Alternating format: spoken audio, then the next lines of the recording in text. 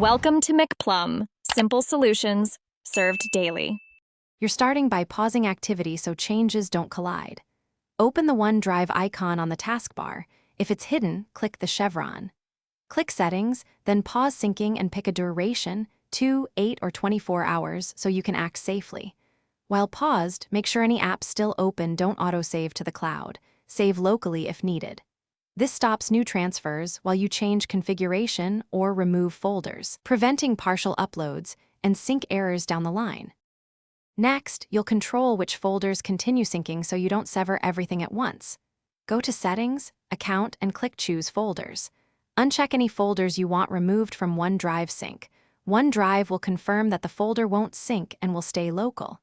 If you need to stop everything for this PC, use Unlink this PC under Account, but be aware that unlinking keeps files on the PC while removing the cloud connection. Once done, OneDrive stops syncing those selected folders immediately.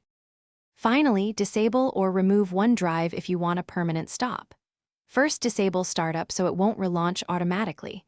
Settings, Apps, Startup, toggle OneDrive off.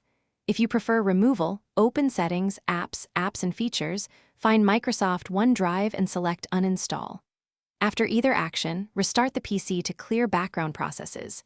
If sync continues unexpectedly, check for pending Windows updates and restart again. And if you need the service back, reinstall or Thanks for watching. Stay juicy and subscribe.